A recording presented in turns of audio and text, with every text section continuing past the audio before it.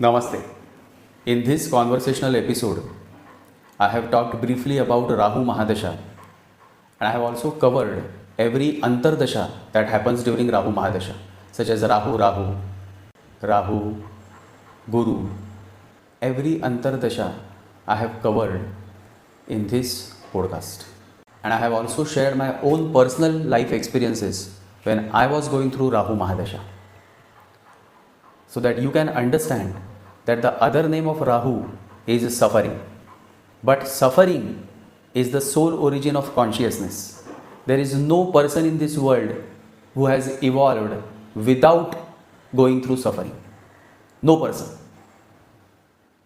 Suffering has a noble purpose, the burning up of your ego and the evolution of your consciousness.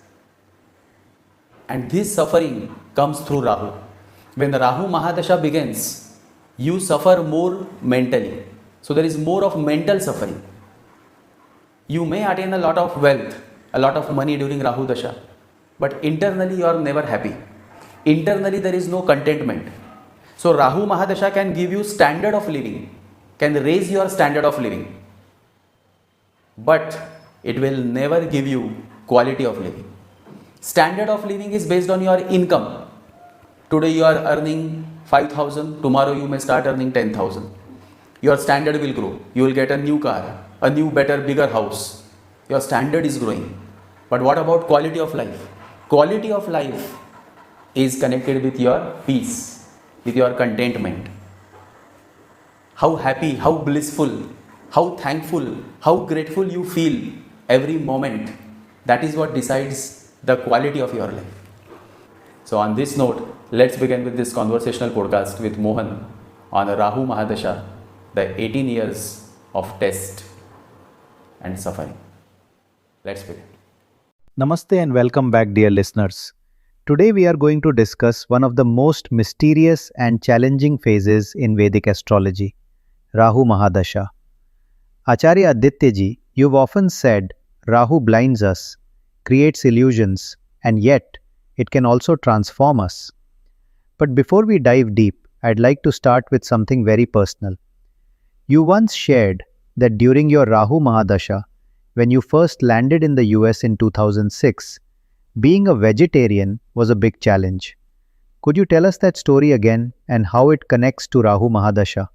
Namaste Mohan, and namaste to all my dear listeners. You know, when I first landed in the US, I was in for a big surprise. Everywhere I went, food seemed to revolve around meat, eggs or chicken. And here I was, a strict vegetarian, not even touching eggs. It was so difficult to find something I could actually eat. Can you imagine? Even chicken soup was called vegetarian there. And so, now after struggling for a day or two, I met an Indian friend who had been living there for years, and he gave me a golden tip. He said, whenever you order food here, don't just say vegetarian. You must clearly say, no egg, no flesh, no meat. Only then they will understand what to serve you. That one line made all the difference while I was staying in the US. And Mohan, this isn't just a story about food. It carries a deeper message. Just as I protected myself by being very clear about my diet when I was in the US, during Rahu Mahadasha, you too must be clear with your choices. If you really want to reduce suffering and overcome Rahu's illusion, then follow this basic principle. No egg, no flesh, no meat. Embrace a pure vegetarian lifestyle. That, I always say, is the very first step to transcending Rahu's grip. That's powerful, Acharya Addittya Ji. You've said Rahu blocks our vision, our awareness, almost like putting a finger in front of our eyes so we can't see the whole world. Could you explain how Rahu Mahadasha impacts leaders, executives, and ordinary people alike? Yes, that is right, Mohan. Rahu truly blinds you with ignorance. Think about it. What is the role of a managing director, a CEO, or a COO? They are hired to provide vision, to see the unseen, to lead an organization into the future. But imagine the irony, when they themselves enter Rahu Mahadasha, their inner vision is blocked. How can a leader guide others when he himself cannot see the path ahead? It's like asking a blind man to show you the way in the dark. And here's something many don't know. In fact, Mohan, large Indian corporations today quietly consult astrologers before appointing a CEO or CO. They actually request the birth details of the candidate. Why? Because if that person is running Rahu Mahadasha, they know his judgment, his clarity, his moral compass may be compromised. Some candidates, despite brilliant qualifications, have been rejected just for this reason. You see, Rahu is like smoke. While it lingers, you may think you are seeing castles in the air. Money, fame, recognition, it all looks so real, so solid. But the moment Rahu departs, that smoke clears and you realize it was all an illusion. Everything collapses like a mirage in the desert. That's the dangerous beauty of Rahu. It gives you everything only to snatch it away and leave you facing yourself. You also connect historical and spiritual figures with Rahu Mahadasha. One example that touched me was Osho Rajneesh. Could you share how Rahu shaped his journey?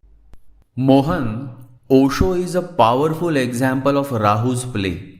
At the beginning of Rahu Mahadasha, he attained tremendous fame. His words, his presence, his very aura attracted millions. Overnight, he became a global figure. But along with his fame came chaos, disturbance, and turbulence. Rahu never gives without taking away something deeper. Mohan, understand this. Osho himself has said many times, fame is foolish. It adds no real value to self-growth. And that's exactly what Rahu does. It throws you into the glitter of recognition, but in that glitter, you lose your stillness. His spiritual life was deeply disturbed. He was arrested in the US, imprisoned, forced to leave the US. He also suffered personal losses. His grandmother, his father, died during his Rahu Mahadasha. And so this is Rahu's paradox. It gives you the world and yet it empties you inside. But for an evolved soul, even suffering becomes the soil of transformation. And that is what happened with Osho. When Rahu ended, he returned to Pune and established his ashram. Out of all the turmoil, his deeper awareness blossomed even more profoundly. So Rahu is not just a planet of destruction, Mohan. It is also a teacher. It first breaks you, disturbs you, throws you into the fire, and then, if you allow it, it rebuilds you on a stronger foundation. Acharya Addittya Ji, you've gone through this yourself. You lost your father at just 14, right in the middle of Rahu Mahadasha, when your mother had already left years earlier. How did Rahu shape your own destiny? Yes, Mohan. At the tender age of 14, I was left with no father and no mother. My father, who had once been a famous journalist and novelist of his time, had passed away. My mother had left long before that. I had no family, no home to live in. Truly, I was an orphan stepping into the most difficult phase of my life, and that was Rahu Mahadasha. Yes, it all happened during my Rahu Mahadasha. I lost my parents and I became homeless. When Rahu strikes, it strips you bare. There was no one to turn to, no support system, and yet in that darkness, God sent me light in the form of a very pious man. He was not just a successful, reputed builder, but also a spiritually evolved soul, deeply blessed by great spiritual masters. He himself was going through a profound spiritual transformation at that time. And perhaps that is why he could see my pain and hold my hand. This gentleman not only helped me financially when I had nothing, but more importantly, he gave me a precious spiritual guidance. His words, his compassion, and his living example kept me from drowning in despair. And I often feel that without his timely help and mentorship, I would not be who I am today. His grace was like a bridge that carried me across Rahu's storm. So yes, Mohan, suffering is Rahu's second name. But suffering is also the soil in which strength, faith, and gratitude grow. If you are willing to look inward, if you cling to faith when everything else is taken away, then Rahu becomes your greatest teacher. It first destroys, but only so that you may be rebuilt on foundation of humility and inner strength. Acharya Addittya Ji, listening to this, I feel very moved. You mentioned that when you had lost everything, there was one pious gentleman who came into your life, helped you financially, and guided you spiritually. Who was that gentleman? Because it feels like without him, we might not have had you here with us today. Yes, Mohan, you are right. Destiny always sends someone at the right moment, and for me, it was Shri Rajiv Kulkarni Ji. Outwardly, he was a very reputed builder, highly respected in society, but inwardly, he was walking a very deep spiritual path, blessed by great spiritual masters. He was not only successful in the material world, but also immensely evolved in the spiritual world. At a time when I had no family to turn to, no home to return to, Shri Rajiv Kulkarni Ji appeared like a divine instrument in my life. He helped me financially when I had nothing, but more than that, he guided me spiritually. His wisdom, his compassion, and his presence kept me rooted in faith when the Rahu's storms could have easily broken me. I can say with all my heart, without his timely help and guidance, I would not have been here where I am today.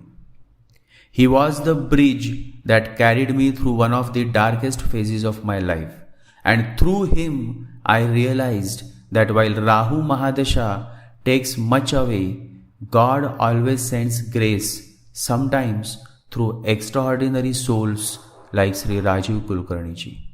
Acharya Addittya Ji, that is so touching. Listening to your journey and the way Shri Rajiv Kulkarni Ji appeared like a divine instrument in your life, it truly shows us that even in the darkest hours, God never abandons His child. He always sends grace through someone. Your story is not just about suffering. It is about faith, gratitude, and the unseen hands of destiny that lift us when everything else is gone. I think every listener today will take courage from your words, knowing that no matter how harsh Rahu Mahadasha feels, there is always light waiting at the end of the tunnel. Thank you for sharing this so openly, Ji. That brings me to the heart of today's talk.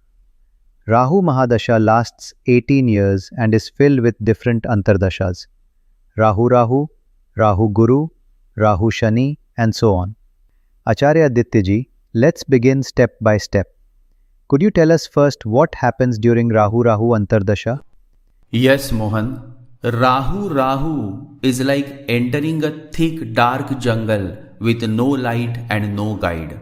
You may achieve something outwardly, a marriage, a job, even money, but inwardly there is no happiness. Desires begin to multiply like fire that feeds on dry grass. You keep running from one thing to another, restless, seeking, chasing, and yet never fulfilled. This is the time when many people are trapped in scandals, scams, or cheated by others. And the irony is they don't even realize it until much later.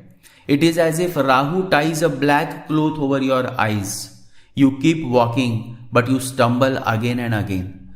Rahu-Rahu period is the darkest beginning, where suffering introduces itself as your constant companion. And what about the next one? Rahu-Guru Antardasha. Guru, the teacher, is conscience. He is dharma, morality, the inner compass that guides us to truth. But in the Rahu-Guru period, Rahu blocks this very compass. Imagine your ship losing its magnetic north. You start drifting into dangerous waters. During this period, people often cross moral boundaries, extramarital affairs, financial scams, exploitation of those below them in position. Because conscience is clouded, what once felt wrong begins to feel acceptable. And this is why Rahu-Guru is also fertile ground for black magic attacks. Since black magic works for blocking moral and spiritual senses, Rahu already makes the magician's job easier. It is also a period when harm to the father or even loss of father can occur, because the first guru is always the father. Rahu-Guru often tests how strong your inner light is when the outer guidance goes missing. That sounds heavy. How does Rahu-Shani Antardasha unfold? Mohan, Saturn is the lord of karma, discipline and justice. But in the Rahu-Shani period, Rahu throws smoke over Saturn's eyes. This is why people take wrong judgments and make wrong decisions in this period. What they believe is right often turns out to be disastrous later. Health also begins to suffer, especially bones, knees, and chronic conditions. Depression and loneliness deepen because you constantly feel that justice is denied to you. You give your best, but recognition is absent. You ask for fairness, but life feels cruel. The danger is that in this frustration, people sometimes resort to wrong means, illegal actions, shortcuts, or sinful karmas to get what they believe they deserve. But those actions only create heavier baggage for the future. Rahu-Shani is a period where the world feels unfair, and yet you must hold on to dharma without bending to anger or greed. What happens in Rahu-Budha Antardasha? Rahu-Budha Antardasha first of all reminds me of that beautiful verse. Vinashakaal viparita buddhi, meaning when the time of destruction comes, the mind itself begins to think in reverse. This is Rahu-Budha period. Mercury governs communication, clarity, logic, but when Rahu clouds Mercury, every message becomes distorted. Miscommunication breaks relationships, trust collapses, and divorce is very common. One wrong word, one wrong assumption, and everything falls apart. Since Mercury also rules spells and mantras, black magic works more effectively in this Rahu-Mercury or Rahu-Budha period. Many people are looted by fake tantrics, fake babas, believing they are being helped. It is the time of my way or the highway. You stop listening to others. You assume you are always right, but later you look back and realize how foolish those choices were. This is Rahu-Budha. Your own mind becomes your worst enemy. And how does Rahu-Ketu Antardasha play out? Mohan, Ketu is liberation, detachment, turning inward, seeking truth. But when Rahu-Ketu comes, Rahu drags you outward into the noisy marketplace of life. Instead of meditating, you start running behind achievements, possessions, and recognition. This is a period where spiritual practice either weakens or stops. Rituals, puja, higher learning all feel boring or irrelevant. The soul that once thirsted for knowledge suddenly feels no need for it. You become mechanical, robotic, living without depth. Ketu is exalted in Sagittarius, the land of Dharma. Rahu is exalted in Gemini, the land of chatter, gossip, and superficiality. And so in Rahu-Ketu, higher values are replaced by distractions. You stop spending time with yourself, and when you lose your inner connection, you lose everything. What about Rahu-Shukra Antardasha? Many listeners may want to know, since Venus is linked to love. Mohan, Rahu-Shukra or Rahu-Venus is like honey mixed with poison. Romantic relationships blossom, love marriages happen, temptations surround you. Desire for beauty, desire for sex, and companionship becomes very strong. For some, this period looks like a dream, but very soon that dream turns into disillusionment. Heartbreaks, infidelity, betrayal all become common. Many get cheated in love, and the pain engulfs them so deeply that they lose focus on career and growth. Some even end up in extramarital affairs that make life no less than hell. If Venus is well placed, some manage to channel this energy into creative expression. But for most, Rahu-Shukra or Rahu-Venus period derails life with endless temptations. It is the period when love becomes obsession and obsession blinds you. And then comes Rahu-Ravi Antardasha. Why do you call it the most dangerous? Because Ravi, the sun, is consciousness, the very light of awareness. When Rahu shadows the sun, the light itself is eclipsed. Rahu-Ravi or Rahu-Sun inflates the ego to dangerous levels.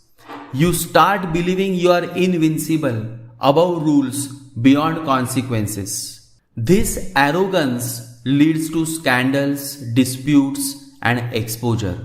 Innocent people are sometimes framed during this period. They are punished for crimes they never committed. Others fall due to their own inflated ego. Health issues, problems with bosses, authority clashes, all are trademarks of Rahu-Sun or Rahu-Ravi period. But the most painful part is the bursting of the ego. By the end of this Antardasha, the balloon of pride collapses, leaving you humiliated and broken. Yet, if you accept this fall as grace, you emerge with humility, and that humility becomes your strength. Mohan. And what about Rahu-Chandra Antardasha? Moon is the mind, Mohan. And in the Rahu-Chandra or Rahu-Moon period, the mind becomes the master, and you, the soul, becomes its slave. This is extremely dangerous because the mind is restless, doubtful, and fearful. In this period, illusions dominate. You suspect your partner of betrayal. You distrust your friends. You even doubt your own worth. Doubt is like a slow poison. It damages relationships. It eats away peace. Fear of losing people, possessions, or respect keeps haunting you now. You live in daydreams and fantasies, imagining things that are not real. This is why Rahu-Moon or Rahu-Chandra period often leads to breakdowns in relationships and emotional health. It is like being trapped in a hall of mirrors. You see reflections, not reality. Finally, what happens in the last phase, Rahu-Mangal Antardasha? Mohan, this is Rahu's final strike before leaving. Mars is energy, courage, and sexuality. In Rahu-Mangal or Rahu-Mars period, sexual hunger rises like wildfire. Infatuations, reckless relationships, and lust become dominant. If the horoscope is weak, this period leads to misuse of authority. Bosses exploiting subordinates, leaders misusing power, Anger and aggression are high, but discipline is absent. Many feel demotivated, tired, drained because after 18 years of Rahu's illusion, the soul is exhausted. Rahu Mars period is like the last wave of a storm, intense, destructive, but short. Once it passes, Rahu's Mahadasha finally ends, leaving behind scars. But those scars are also reminders of the struggle, the mistakes, and the lessons learned. That's such a complete picture, Acharya Addittya Ji. But I know many listeners will now ask, what can we do? How can we protect ourselves during this storm of Rahu Mahadasha? Could you share the remedies, please? Yes, definitely, Mohan. Remedies are crucial only if they are implemented with consistency. So I will share 12 powerful remedies now. The first is chanting the powerful Vishnu mantra. Om Namo Bhagavate Vasudevaya. Om Namo Bhagavate Vasudevaya. Om Namo Bhagavate Vasudevaya. Chanting this mantra is extremely helpful during Rahu Mahadasha, and it has been proven by many real life examples that I have come across. So daily chanting this mantra using a Spatik Japamala with diamond cut is very important. Being consistent is important, and if you do the chanting daily for just 15 minutes in the morning and evening, then you can remain consistent. And so don't do too much, do it in small portions. That way you can maintain consistency in your life. The second remedy is to adopt a pure vegetarian diet. Also avoid garlic. Bhagwan Raman Maharshi specifically mentions that garlic was born from demon's blood. And that is why when you eat more and more garlic, you become more and more demonic by nature. If you cannot stop eating garlic, then at least cut down its intake. That may also help during Rahu Mahadasha. The third remedy is that you should visit a goshala and feed cows with groundnuts and jaggery on every Wednesday. The fourth remedy is that you should visit Lord Vishnu or Lord Krishna temple every Wednesday and chant the Vishnu mantra which I have mentioned earlier, Om Namo Bhagavate Vasudevaya. The fifth is that you should donate or discard all clothes older than 1 year. Don't keep clothes in your cupboard which are 1 year old or more than 1 year old. The sixth is wear fresh new clothes and even fresh new innerwear. Change your innerwear after every 6 months. It is a very, very important thing to do. The seventh remedy is that you should visit a saint's Samadhi Mandir. You can either visit a Hindu saint's Samadhi Mandir in your city, or you can visit a dargah. A dargah is a shrine where the remains of a Sufi saint is buried and worshipped by many devotees. However, if you are a hardliner Hindu person, then instead of dargah, you can visit any other Hindu saint's Samadhi Mandir. But visiting a saint's Samadhi Mandir on Thursdays is very important.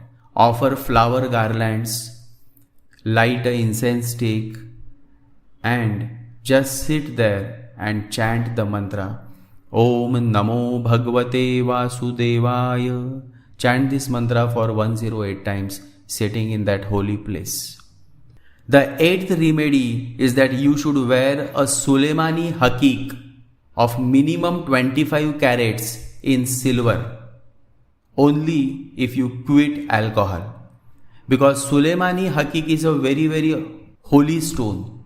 Sulemani means holy, Hakik means stone. So it's a holy stone. So if you wear it, you should stop drinking alcohol and stop smoking cigarettes or avoid tobacco.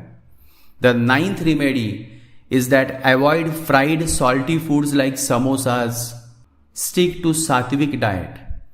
The 10th is visit your Kuladevi or Kuladev every year. The 11th remedy is wear a yellow sapphire of 5 carats in gold ring on right hand index finger. The 12th remedy is do daily loban to purify your home and ward off spirits. If you don't know how to do loban, then there is a video that I have already uploaded. Title is How to Purify Vastu. So watch that video wherein I have demonstrated on how to do loban. So if you follow these 12 remedies sincerely, then these remedies align you with sattva, purity, and that is how Rahu loses his grip over you. You understand? All these 12 remedies are simply to help you cleanse yourself, to purify yourself. The more you remain in a purified state, the less Rahu will trouble you. That is the main sutra of Rahu Mahadasha. So if you don't want to suffer during Rahu Mahadasha, stop offending others. Stop hurting others through your words. Follow a sattvic lifestyle. Don't drink alcohol and don't smoke tobacco. And don't disrespect a woman in your life. Acharya Addittya Ji, this is so detailed, but beyond remedies, what is the inner attitude we must carry? What is the spiritual key to surviving Rahu Mahadasha? The spiritual key is in 2 words, Mohan, in just 2 words. And these 2 words are immensely important. Faith and patience. Sai Baba of Shirdi has given these 2 important, I would say, keys that if you really hold it, you will definitely succeed in life. And it is faith and patience. Sai Baba says Shraddha or Saburi, faith and patience. If you have these 2, nobody can do anything wrong to you. Nobody can cause any harm to you. Rahu Mahadasha is like a litmus test. God is silent during your test, but He is watching. He wants to see, are you the mango flower that falls with the wind, or the one that holds firm and bears sweet fruits? Suffering cracks the ego. Remember, suffering is necessary until you realize it is unnecessary. And when you embrace suffering with faith, it transforms into awareness. Buddha says life is suffering. And yet saints like Lao Tzu went through all of it just to understand its depth. Rahu burns you, but that fire purifies you. That is so moving. As we close, Acharya Addittya Ji, what message would you like to leave with our listeners who are currently facing Rahu Mahadasha? My message is simple. Choose love over hate. Rahu tempts you with fear, illusion, shortcuts. But if you choose gratitude, patience, faith, love, then Rahu becomes your stepping stone. Neem Karoli Baba says, love is the strongest medicine, stronger than electricity. Love will carry you through where nothing else works. So meditate, remain grateful, avoid shortcuts like black magic, and walk with faith. During Rahu Mahadasha, you may be tempted to find tantrics and babas who can liberate you from this trouble. But let me tell you and all my listeners that never happens. You will be simply looted by these people. And I say this based on real life examples that I have seen and consulted in my last over 20 years of astrology practice. So just be patient and be faithful. Shraddha or Saburi, says Sai Baba. God will make a way where there seems to be no way. Why you need a tantric? Why you need a Baba? A fake Baba? Why can't you just focus on yourself? Why can't you just focus on being consistent in your mantra chanting every morning and every evening? Is this so difficult? Can't you do this much just to save yourself from all these troubles? If you can do it, then let me tell you all, you will be alright. And I am one of that living example. I have already shared my real life experiences during Rahu Mahadasha. I lost my father, a very, very famous person here in Mumbai during those times, during his times. After him, there was nobody to look after me. And imagine I was just 14 and I was walking barefoot with just a bag in my hand. Nobody else. But it was my faith and it was His blessings that helped me to survive. If it can happen with me, it can happen with you too. All you need is a strong faith, a faith that never wavers. Just few days ago, a young man was saying that now I am not getting anything, I don't have money, so I am not happy with God. I don't do anything, any puja, nothing. But then I reminded him that in spite of his very difficult planetary aspects, he is still alive. He is still talking, he is still living a normal life. So why can't he be grateful to God instead of saying all of this? So this is how you have to change your perspective. And that is why I always and always remind you with that one song that I really love. जिसकी लागी रे लगन भगवान से, उसका दिया रे जलेगा तूफान में.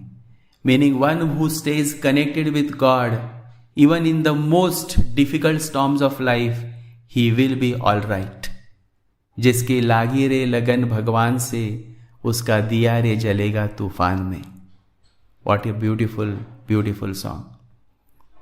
And so, Mohan, to you and to all my listeners, I want to say this. There is no need to fear Rahu Mahadasha, because that is what Rahu wants. Rahu leads to more fear. So don't fear. Instead, have faith. Let your faith be more greater than your fear. Jai Sri Ganesha. Jai Guru. Acharya Addittya Ji, heartfelt thanks for sharing such profound insights. What many fear as 18 years of darkness, you've revealed as a journey of transformation, faith, and love. To our dear listeners, if today's talk inspired you, do follow and subscribe so you never miss future episodes. Share this wisdom with those who may need it, and remember, faith and patience are your greatest companions. This is Mohan, signing off with gratitude. Namaste.